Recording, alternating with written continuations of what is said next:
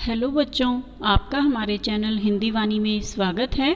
आज हम पढ़ेंगे कक्षा 7वीं की पाठ्य पुस्तक बाल महाभारत कथा का 18वां पाठ। पाठ का नाम है द्वेष करने वाले का जी नहीं भरता। आइए हम पाठ पढ़ते हैं। बच्चों, पिछले पाठ में हमने पढ़ा था कि पांडव द्रौपदी समेत वन में चले गए थे तथा वो अपने वनवास का समय बिता रहे थे, जहाँ पर भीम के साथ हनुमान की मुलाकात होती है और उसके बाद वो वापस अपने आश्रम में चले जाते हैं। पांडवों के वनवास के दिनों में कई ब्राह्मण उनके आश्रम गए थे। वहाँ से लौटकर वे हस्तिनापुर पहुँचे और धृतराष्ट्र को पांडवों के हालचाल सुनाए। धृतराष्ट्र ने जब यह सुना कि पांडव वन में बड़ी तकलीफ़ें उठा रहे हैं तो उनके मन में चिंता होने लगी। लेकिन दुर्योधन और शकुनी कुछ और ही सोचते थे। कर्ण और शकुनी दुर्योधन की चापलूसी किया करते थे, किंतु दुर्योधन को भला इतने से संतोष कहाँ होता। वह कर्ण से कहता, कर्ण, मैं तो चाहता हूँ कि पांडवों को मुसीबतों में पड़े हुए अपनी आँखों से देखूँ। इसलिए तुम और मामा शकुनी कुछ ऐसा उपाय करो कि वन में जाकर पांडवों को देखने की पिताजी से अनुमति मिल जाए। कर्ण बोला, द्वैतवन में हमारी कुछ बस्तियाँ हैं जो हमारे अधीन हैं। हर साल उन बस्तियों में जाकर चौपाइयों की गणना करना राजकुमारों का ही काम होता है।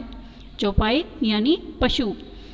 बहुत समय से यह प्रथा चली आ रही है, इसलिए उस बहाने हम पिताजी की अनुमति आसानी से प्राप्त कर सकते हैं। कर्ण अपनी बात पूरी तरह से कह भी न पाया था कि दुर्योधन और शकुनी मारे खुशी के उछल पड़े। राजकुमारों ने भी धृतराष्ट्र से आग्रहपूर्वक प्रार्थना की कि वह इसकी अनुमति दे दें, किंतु धृतराष्ट्र ना माने। दुर्योधन ने विश्वास दिलाया कि पांडव जहाँ होंगे वहाँ वे सब नहीं जाएंगे और बड़ी सावधानी से काम लेंगे। विवश होकर धृतराष्ट्र ने अनुमति दे दी। एक बड़ी सेना को साथ लेकर कौरव द्वैतवन के लिए रवाना हुए।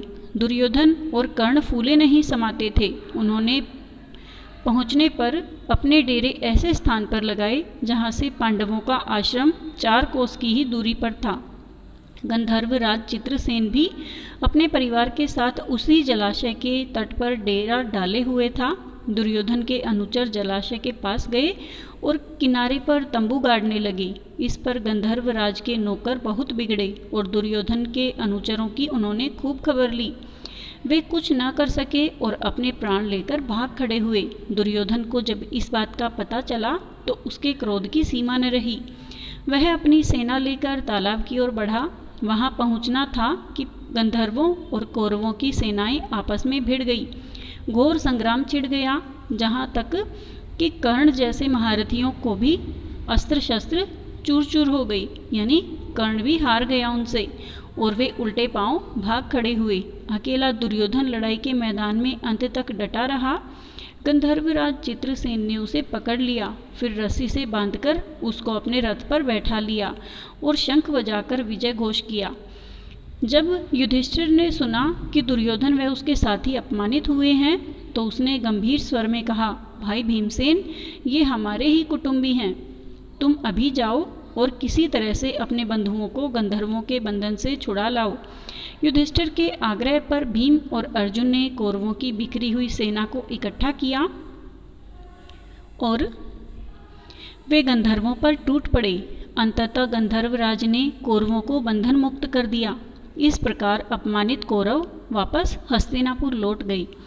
पांडवों के वनवास के समय दुर्योधन की तो इच्छा राजसूय यज्ञ करने की थी, किंतु पंडितों ने कहा कि धृतराष्ट्र और युधिष्ठिर के रहते उसे राजसूय यज्ञ करने का अधिकार नहीं है।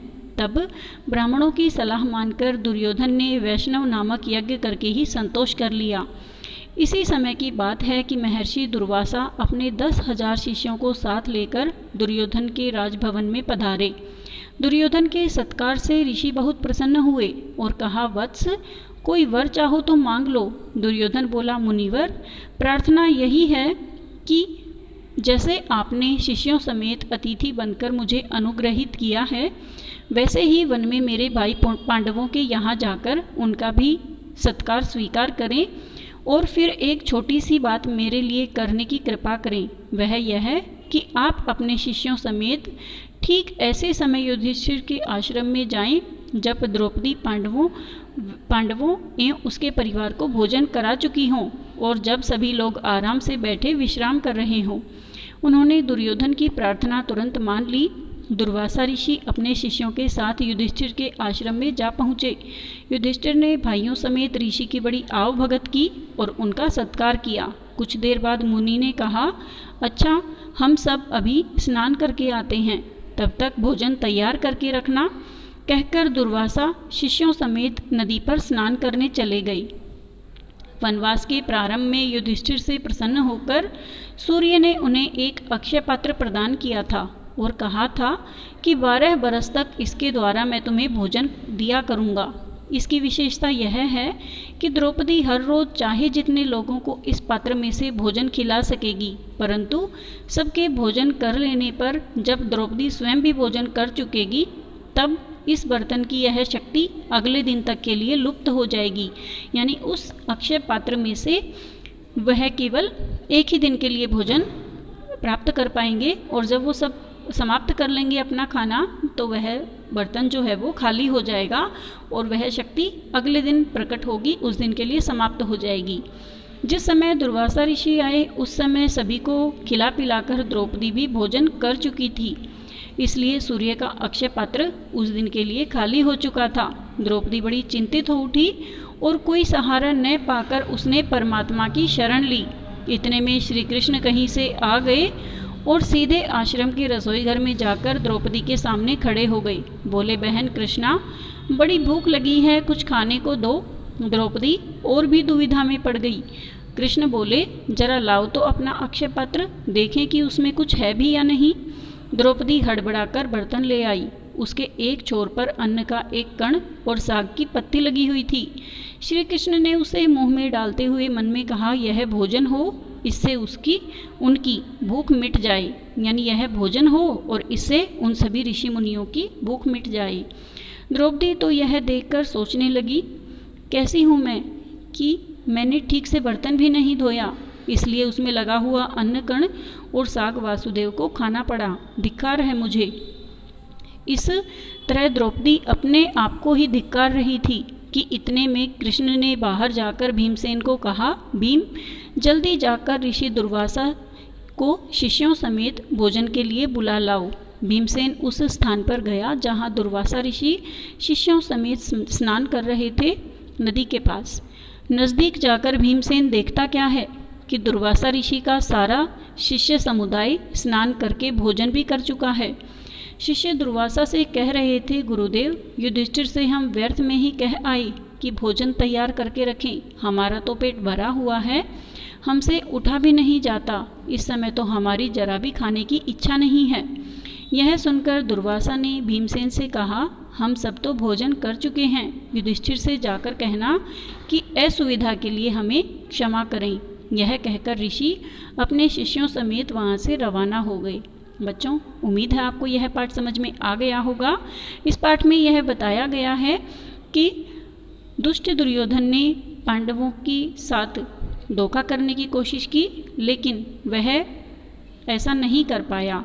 उन्होंने दुर्वासा ऋषि को पांडवों के पास इसलिए भेजा था ताकि वे ऋषियों की सेवा न कर पाएं और दुर्वासा ऋषि उन्हें अवश्य ही कोई श्राप दे दें या उनके साथ झगड़ा हो जाए। लेकिन श्री कृष्ण की लीला के कारण यह सब बिल्कुल ठीक ठाक हो गया और सभी ऋषियों का और उनके शिष्यों का भी पेट भर गया और इस प्रकार जो पांडव थे वो दुर्वासा ऋषि के प्रकोप से भी बच गए और उनसे आशीर्वाद भी प्राप्त कर चुके थे।